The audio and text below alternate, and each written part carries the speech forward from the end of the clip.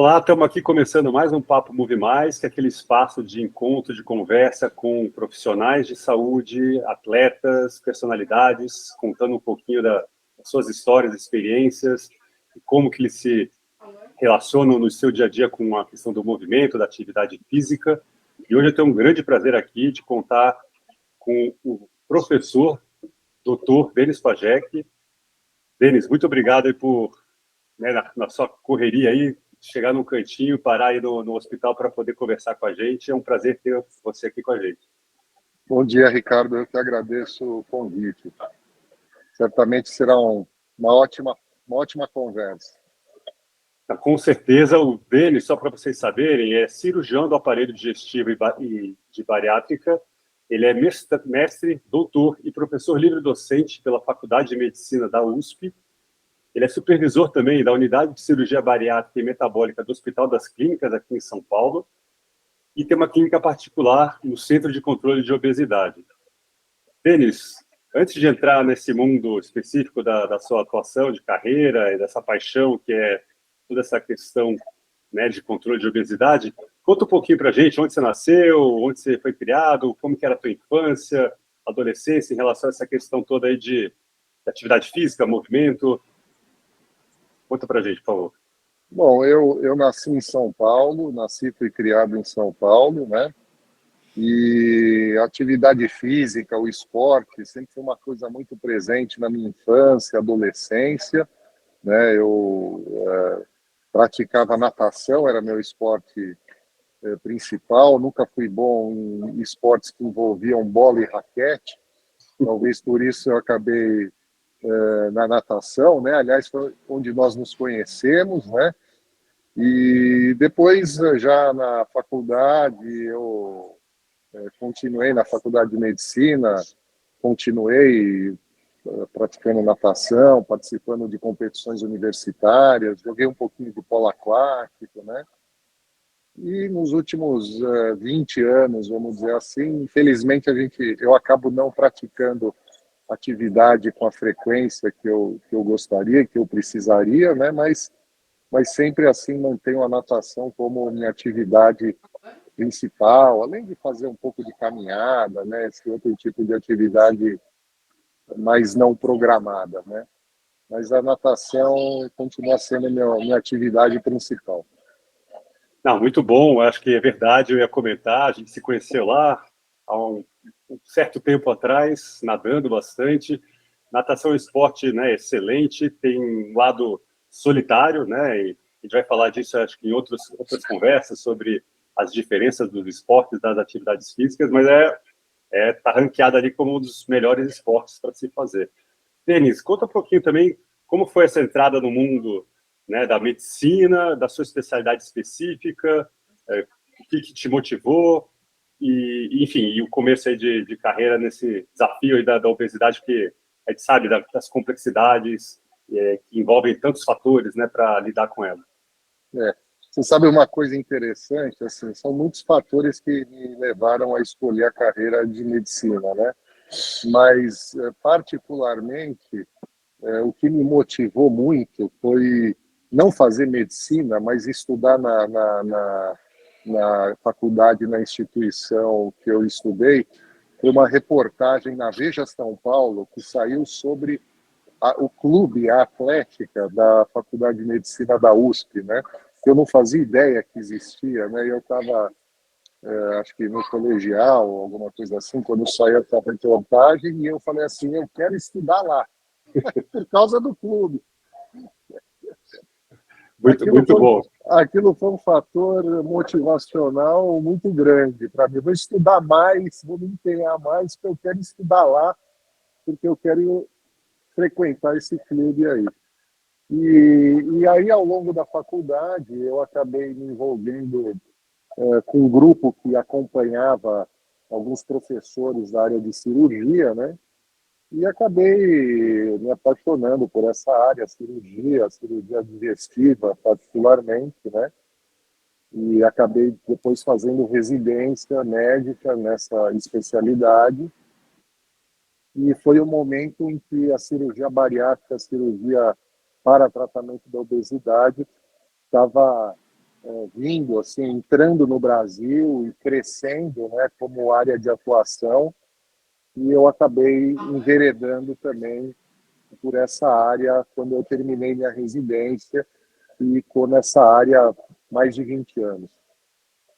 E deles, em relação ao que a gente fala aqui no canal, de atividade, movimento e as questões da obesidade, como você entende que as dificuldades, né, da sociedade atrapalham, dificultam, né, a relação das pessoas com essa rotina mais saudável, né? E o que você acha que, quer dizer, até imagino como prática clínica, quais as sugestões, né, que são normalmente dadas para as pessoas para lidar com esse dia a dia corrido, né, que até se nomeia um pouco disso, né, que a gente vive numa sociedade obesogênica, né, que só favorece, né, a obesidade por conta da alimentação, da correria e tudo mais. Como que a medicina pode ajudar, né, como que a lidar com essa situação? Olha, o sedentarismo, Ricardo, ele é um dos componentes aí dos chamados fatores ambientais relacionados à epidemia de obesidade, né? Sedentarismo na sociedade, né? E ele está relacionado com diferentes aspectos da nossa vida contemporânea, né? Transporte, estilo de vida, deslocamento para o trabalho, tempo de lazer, e também com a qualidade de vida no sentido de, por exemplo, em grandes cidades, né, para dar o exemplo da cidade de São Paulo, onde a gente mora, né, a disponibilidade de equipamentos de lazer, de esporte, etc., né, que principalmente para as classes menos favorecidas, eles são mais escassos, né? Então, isso é um grande desafio. Eu acho que isso tem que começar como prevenção desde cedo, né? Desde a escola. Então, isso é um trabalho que precisa se envolver, né? Saúde e esporte são duas coisas que caminham passo a passo, lado a lado, né? Então, acho que do ponto de vista de políticas públicas, isso é essencial que se faça, né? E do ponto de vista individual, o que a gente recomenda para os pacientes é aumentar o seu nível de atividade não programada, que é se movimentar mais durante o dia, caminhar mais, dar mais passos, né? E também, à medida do possível, atividades programadas, que é aquela coisa que você reserva um horário na semana, no dia, para fazer, né? Muita gente não gosta de, por exemplo, ambiente de academia, né? Uma coisa que muitas pessoas não gostam. Então, a recomendação é que a pessoa encontre alguma coisa, qualquer coisa, que ela goste e que seja viável ela fazer no seu dia a dia, na sua rotina, e que ela se divirta também, porque atividade física não pode ser assim um castigo, né? Precisa ser algo que a pessoa realmente sinta prazer, e é dessa maneira que ela continua fazendo, né? Não, muito interessante. Na prática, eu sei que a prática médica pode variar conforme a especialidade, se está num consultório, num hospital, etc. Mas você, Denis, nessa correria aí de tantos chapéus aí que você, né, acaba se envolvendo, você consegue, no seu dia a dia, ter um comportamento menos sedentário ou fica reservado para aquelas escapadas para a piscina? Não, eu tento, assim, a escapada da piscina é a minha atividade programada, né? Exato. Atividade não programada é caminhar um pouco mais. Eu assim, tenho, vamos dizer assim, um privilégio que eu trabalho perto, o meu consultório, os hospitais onde eu trabalho, eles são todos próximos, então eu ando bastante a pé aqui na região da Avenida Paulista. Não vou dizer que isso é o ideal, nem sei quantos passos eu estou dando, para dizer bem a verdade, mas é o que eu procuro fazer a mais, assim, no meu dia a dia, em termos de atividade não programada, né? Não, a caminhada já é um excelente, né, um primeiro passo, né, para ter essa movimentação não programada. Existem várias histórias, né, a gente vê de pessoas que começaram, né, com longas caminhadas e que vão né, ampliando, aumentando, né, o nível de atividade, isso com certeza é muito favorável. O Denis, uma pergunta em relação a... Você falou de classes menos favorecidas, né, de ter menos acesso a equipamentos, né, de ginástica. Tem a questão também da hora de lazer que você comentou, né? Hoje em dia, a hora de lazer, muitas vezes, ela está tomada pelo mundo digital, né? Então, você tem o mundo digital, Sim. televisão, com uma oferta enorme de possibilidades. Como que, né, você tem como que, de novo, a medicina, mas políticas públicas, o que a gente pode sugerir para as pessoas, né? Quer dizer, é um lembrete no celular, no caso de passos, você falou, né? Eu ia comentar, acho que as pessoas sabem, mas nem todo mundo, às vezes, no celular você tem, seja um Android, você vai ter um Google Fit, na iOS, né? Você vai ter lá o Apple Saúde, e facilmente você vê seus passos. Tem alguma outra sugestão que você acha que... Eu acho que essa é uma pergunta, né, Ricardo, e um desafio que centenas de pessoas estão investigando, né? Como fazer isso usando ferramentas digitais, né? Que é, vamos dizer assim, o acessório tecnológico que a maioria das pessoas usa, né?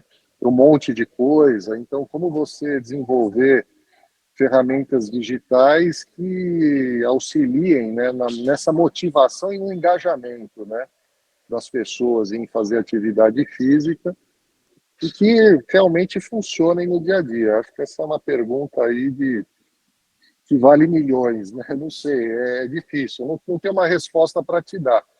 Provavelmente são vários esforços conjuntos, né? Exatamente. Que vão... Mas um aspecto interessante que você perguntou sobre a prática médica, né? É que tem um colega, um endocrinologista, especialista em exercício, né? Ele costuma dizer assim nas apresentações dele, né, muito interessante, que atividade física não é recomendação, é prescrição. Então, assim, não adianta você falar assim, olha, vai lá e anda mais, vai lá e faz mais exercício. Você cada vez mais, e isso envolve diferentes especialidades, né? Na minha, por exemplo, a gente tem que dizer, olha, você precisa fazer tal tipo de exercício com tal frequência, porque isso vai ter um benefício tal, né? Quer dizer, a gente precisa ser um pouco mais específico, explicar um pouco melhor, cada situação demanda um tipo de prescrição de atividade, não é todo mundo que vai poder fazer a mesma atividade, e então isso também está no âmbito de diferentes especialidades médicas e de quem cuida de obesidade, entre eles o cirurgião bariátrico, né? Perfeito. A gente sabe que o médico tem um papel muito importante, né? Um peso, uma autoridade para o paciente, e não precisa ser só médico, muitas vezes, quer dizer, pode ser o médico, idealmente o médico da atenção primária, o médico de família e comunidade no começo, né, da jornada, eventualmente um profissional de educação física.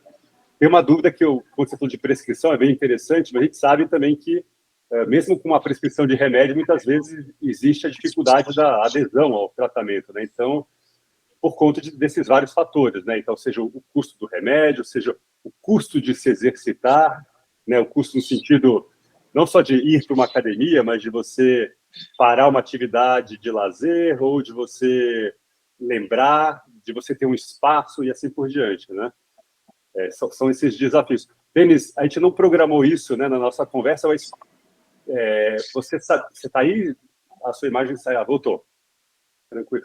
Você sabe se tem alguns dados, talvez seja interessante falar genericamente, não precisa ser tão preciso, mas como que tem evoluído, né, a obesidade no Brasil e no mundo, se você tiver algum desses dados, seja por mais para criança, mais para jovem, mais por classe social, por região, no país, em outros, só para o pessoal entender um pouquinho, como você falou de epidemia, né? Isso é importante ressaltar, né? Não é uma questão de são poucos, né? A questão é que existe um crescimento tende a entrar numa curva exponencial, não é isso? A gente fala em epidemia, mas, na verdade, o termo epidemia é uma doença crônica, né? Então, em tese, a gente não poderia falar em termos de epidemia, mas é para destacar o aumento muito acentuado na incidência dessa doença. Agora, no início do mês de março, foram publicados dados atualizados sobre o aumento da incidência de obesidade no mundo todo, e ele cresce em todas as camadas sociais, praticamente, embora nas classes A, né, que tem mais acesso a novos medicamentos, a atividade física, melhor alimentação, etc., ela tende a estar, vamos dizer assim, estável, em alguns nichos até em queda. Mas, de um modo geral, a obesidade cresce em todas as faixas etárias, entre homens, mulheres, né? E em países ricos e em países pobres, né? E isso representa não só prejuízos à saúde para o indivíduo, né, mas no coletivo isso impacta também em uma questão econômica muito grande. Então, existem algumas estimativas, por exemplo, a gente tem alguns dados do SUS aqui no Brasil, em termos do impacto da obesidade nas despesas do SUS, e alguns estudos mostram que em 2030, um terço das despesas na saúde suplementar vão estar relacionadas à obesidade. Então, é uma doença que tem um impacto enorme para o indivíduo, em termos de piorar a qualidade de vida, tirar anos de vida e também para o coletivo em termos de custo, absenteísmo, né, uma outra questão também envolvida nisso, mas ela cresce. Aqui no Brasil, o último dado é praticamente um quarto da nossa população tem índice de massa corporal acima de 30, né? Ou seja, tem obesidade. Esse é o dado. Realmente são dados, né, preocupantes, alarmantes até, de certa forma. E aqui acho que é importante dizer, né, acho que, e eu já vi campanha também, né, da ABESO, que é a Associação de Estudo de Controle de Obesidade e Síndrome Metabólica, falando sobre até valores, não sei se é exatamente valorizando, mas destacando que muitas vezes é visto a obesidade pode ser considerada uma doença, mas que não deve ser estigmatizada pelo lado estético, né, que acaba acontecendo muitas vezes. Então, de fato, né, acho que é algo que temos que pensar aí como atuar de maneira diversa para lidar com essa situação. Um ponto que eu queria perguntar acho que muitas vezes existe aquela expectativa das pessoas de uma bala de prata, de um remédio novo, né, que vai ajudar a resolver. E aqui mesmo no canal, não é que a gente está dizendo assim, olha, faça exercício que tudo se resolve. Não é isso, né? Mas eu acho que esse mundo digital também, de cliques e tudo, né, tudo a um toque do teu dedo no celular para resolver um monte de coisa, parece que, puxa, como que eu consigo resolver? Mas eu acho que você lidar com a obesidade, né, não é algo que é num estalar de dedos, né, Denis?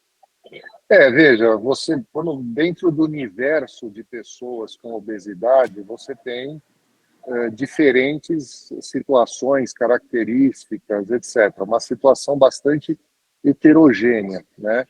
Então, mas você vai ter indivíduos que nunca tiveram obesidade e, num determinado momento, ganharam peso e vão ter mais facilidade para perder peso. E você tem indivíduos que carregam a doença desde a infância, tem um componente familiar, atingem graus muito elevados de obesidade numa fazenda precoce da vida. Então, são situações mais graves. De um modo geral, a gente precisa encarar a doença, a obesidade, como uma doença crônica.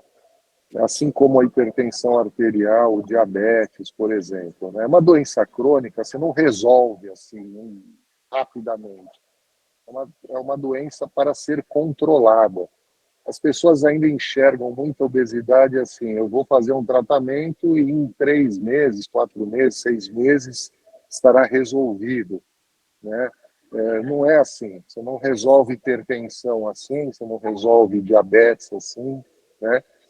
Então, o controle no longo prazo, ele requer um conjunto de atitudes que vão envolver mudança de estilo de vida, melhora de hábito alimentar. E aí, dependendo da condição individual e da gravidade da doença, serão necessários o uso de medicamentos por tempo prolongado ou, eventualmente, tratamentos, vamos dizer assim, mais radicais, como a cirurgia bariátrica, né? Então, é importante reforçar esse conceito, né? É doença crônica e é uma doença heterogênea, um doente não é igual ao outro. Alguns vão precisar de um tratamento mais simples e outros vão precisar de um tratamento mais complexo. Não, perfeito, acho que está muito claro, acho que é importante destacar isso, cada caso é um caso, mas é óbvio que para todo mundo, se mover mais, programadamente ou não, vai ser sempre positivo. Sem dúvida.